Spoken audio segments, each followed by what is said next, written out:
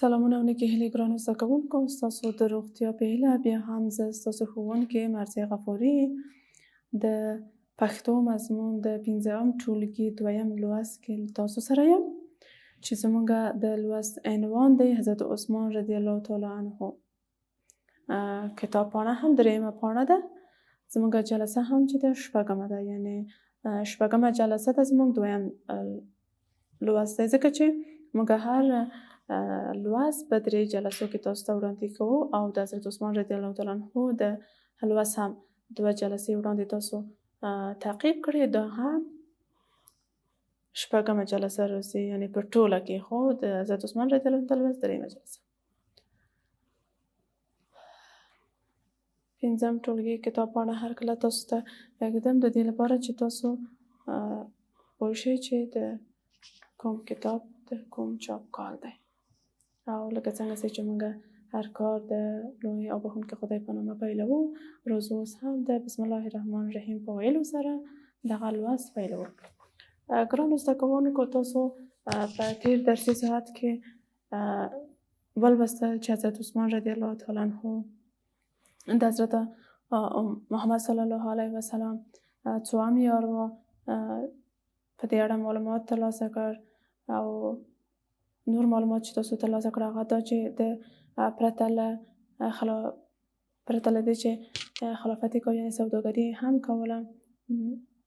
دغه هغه موضوعات چې تاسو په تیر درسي ساعت کې ولوستل، انشاءالله تاسو زده شوي، او ستاسو کورنی کار هم دا و چې تاسو ته مې ویلي وو چې پوښتنې جوړې کړئ او د ځوابو سره تاسو په خپلو کتابچو کې دا هم تاسو پوښتنې انشاءالله جوړې کړي دي، ځوابو سره له یاده کړي م دي. زه مطمئنه یم په تاسو باور لرم لایق زده کوونکي تل د ښوونکي خبرې مني، د مور و پلار خبرې مني، او هغه څه چې د په ګټه یې هغه تل ترسره کوي. نو ستاسو په ګټه درس لوستل دي. ګرانو زده کوونکو، راځو د دې لوست کوم لغتونه چې دي دلته ګورئ. تاسو په کتاب پاڼه تاسو ته اول ښیمه، ځکه چې داسې نشي چې تاسو وایي ښوونکي د لغتونو د کوم ځای را پیدا کړي.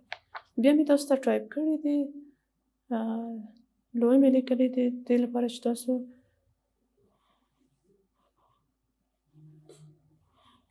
ګورو. لومړی لغت چې زموږ دی تقوا. تقوا څه معنی؟ تقوا پرهیزګاري. تقوا له څو تورو څخه جوړه شوې؟ 1 2 3 4. د تقوا کلمه یا لغت له 4 تورو څخه جوړ شوی. سخاوت، سخاوت ځوانمردي، یعنې ځوانمرد سړی چې وایي دی. خلافت استازیتوب. خلافت څه معنی؟ خلافت استازیتوب. ګرانو زده کوونکو، تاسو دلته ګورئ په دغه لغتونه چې تاسو دلته وینئ، په دې کې پښتو خاص توري موږ نه وینو، خو دلته په یو لغت کې معنی چې ده پښتو ځای ده. پښتو ځای تاسو دلته ګورئ، پښتو ځای ده، او بله هم ړی، کنډکدار ړی ده چې تاسو دلته یې وینئ. راځو بل لغت چې موږ دلته لولو هغه هم مصحف د قرآن کریم کتاب. مصحف معنا څه شی ده؟ د قرآن کریم کتاب. شتمنۍ هم معنای ده دارایی. شتمنۍ څه معنی؟ دارایی. وړانګې هم پلوشې. وړانګې ګورو دلته بیا هم ړی د پښتو ژبې خاص توری کارول شوی. ګرانو زده کوونکو، تاسو ښه ځیر شئ دې لغتونو ته چې تاسو دغه لغتونه وکولی شئ په خپلو کتابچو کې ولیکئ، جملې ورته جوړې کړئ او له یاده کړئ. په هر درسي ساعت کې تاسو ته دا خبره یادوم چې دا لغتونه له یاده کړئ، ځکه چې که تاسو د یو لوست لغتونه په هماغه درسي ساعت کې تاسو له یاده کړئ هماغه ورځ، دا به ډېر اسانه شي. که تاسو چیرې دغه لوست په هماغه ورځ کې لغتونه له یاده نه کړئ، به امتحان کې تاسو ته ډېرېږي، هغه وخت تاسو دا کار نشئ کولی. نو تاسو کولی شئ لږ لږ د هر درسي ساعت لغتونه په هماغه خپل درسي ساعت کې هغه له یاده کړئ. ګرانو زده کوونکو، تاسو لکه څنګه چې ګورئ د کتاب فعالیتونه دي.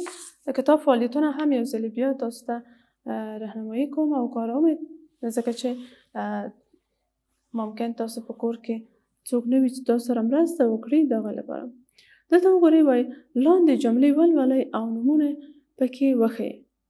بیا یې په خپلو کتابچو کې ولیکئ. ګورئ حضرت عثمان رضی الله تعالی عنه د حضرت ابوبکر صدیق رضی الله تعالی عنه په لارښوونه د اسلام په مبارک دین مشرف شو. ګرانو زده کوونکو تاسو پوهیږئ چې دلته نومونه کوم دي؟ ډېر ښه، دا هم نوم دی او دا هم. دغسې تاسو که چیرې د کتاب متن رااخلئ او هغلته وګورئ نومونه پکې پیدا کړئ. په دې یوه جمله کې چې ګورئ دلته ما نومونه تاسو ته ښکاره کړئ، تاسو کولی شئ دغسې په ټول متن کې نومونه پیدا کړئ. بل فعالیت چې دی وایي په لاندې جملو کې د ربط توري وښیئ او بیا یې په خپلو کتابچو کې ولیکئ. موږ د ربط توري یا عادات تعریف داسې ویلی دی چې د ربط توري یا عادات هغه کلمې یا توري دي چې په خپله معنا نه لري خو د نورو کلمو سره راځي او د هغوی معنا تکمیله کېږي او یا هم د جملو په منځ کې د جملو د مطابقت جوړونې لپاره. لکه ګورئ زه تاسو ته دلته لیکم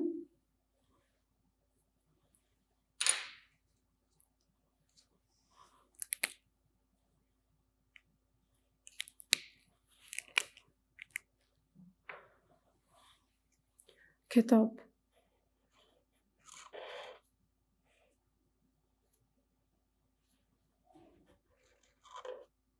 کتاب دا څه ډول کلمه ده؟ دا یوه خپلواکه کلمه ده. خپلواکه کلمه هغه کلمې ته ویل کېږي چې په خپله پوره معنا او مفهوم ولري. که چیرې زه تاسو ته وایم کتاب، ستاسو په مغزو یا ذهنونو کې یو څه انځورېږي چې زما منظور څه دی. خو که چیرې زه ووایم د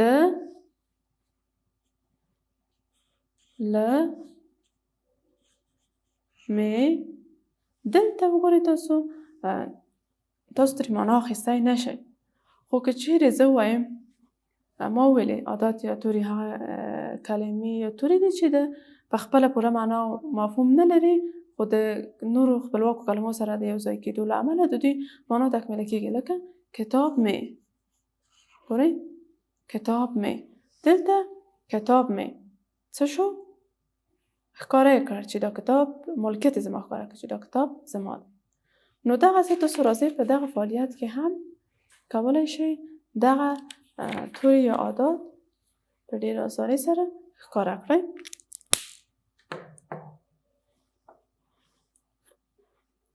حضرت عثمان رضی الله تعالی عنه د حضرت ابوبکر صدیق رضی الله تعالی عنه په لارښوونه د اسلام په مبارک دین مشرف شو. ګرانو زده کوونکو دلته د رب توری کوم یو دی؟ دال. دلته د دال دنده څه ده؟ دغه دوه نومونه سره ربط ورکړي او ځای کړي دي. وګورئ حضرت عثمان رضی الله تعالی عنه د حضرت ابوبکر صدیق رضی الله تعالی عنه په لارښوونه. که چیرې موږ دغه ربط توری لرې کړو، ګورئ حضرت عثمان رضی الله تعالی عنه حضرت ابوبکر صدیق په لارښوونه د اسلام په مبارک دین مشرف شو. د دې جملې معنا سمه نه ده که موږ دغه د ربط توری یا دال لرې کړو. خو که چیرې وایي حضرت عثمان رضی الله تعالی عنه د حضرت ابوبکر صدیق رضی الله تعالی عنه په لارښوونه د اسلام په مبارک دین مشرف شو، دلته معنای تکمیله کېږي. همدغسې راځو په هم دلته که په یوازې وګورو معنا نه لري خو د کلمو خپلواکو کلمو سره یو ځای کېږي او د هغوی معنا تکمیله کوي. ګورئ حضرت عثمان رضی الله تعالی عنه د حضرت ابوبکر صدیق رضی الله تعالی عنه لارښوونه که ووایو زموږ جمله سمه نه ده، خو که ووایو په لارښوونه بیا جمله تکمیله کېږي، معنا یې تکمیله کېږي دغه جملې. دلته ګورو بل د ربط توری چې دی دال دی په لارښوونه د اسلام. که چیرې موږ دغه ربط توری لرې کړو په اسلام په لارښوونه اسلام، دا خو هېڅ معنا نه لري یا په اسلام داسې معنا نه لري، یعنې هر یو د خپله دنده لري. دلته وګورئ په لارښوونه د اسلام په مبارک دین مشرف شو. دلته کوم ربط توری دی؟ اول یې کوم یو و؟ ډېر ښه، اول ربط توری چې و دال و. دلته تاسو ته هر یو یې ښیم. په اول فعالیت کې څه اول دال و، بل کوم یو و؟ دلته وګورئ په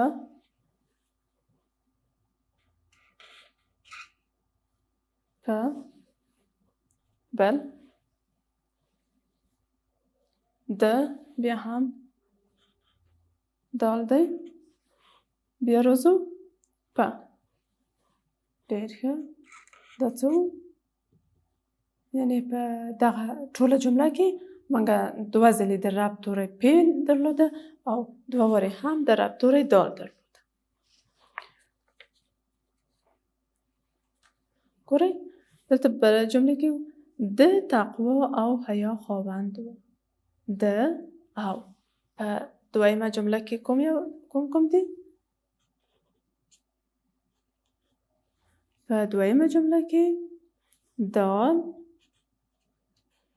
او دریمه جمله راځو. دریمه جمله کې همدا راز یې په سخاوت کې شهرت درلود.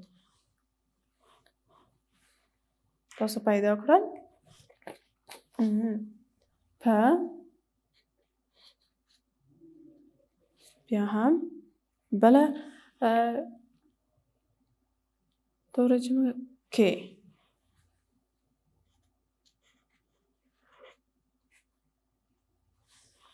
بیا راځو بله جمله چې ګورو له لیک او لوست سره یې مینه وه. له لیک او لوست سره یې له په څلورمه جمله کې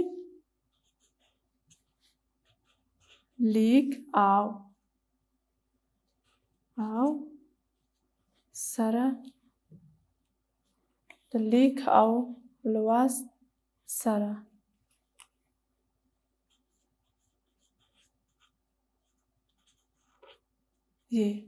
دا څه شی شول؟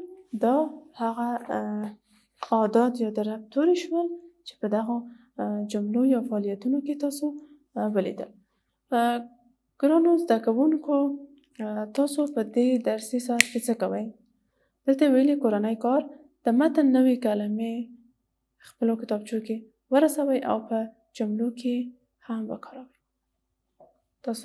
ما تاسو ته دلته لغتونه لیکلي دي. که چیرې تاسو ته داسې یو لغت بل هم ښکاري په متن کې چې هغه نه وي، کولی شئ د دې لغاتو ترڅنګ هغه هم ولیکئ او جملو کې وکاروئ.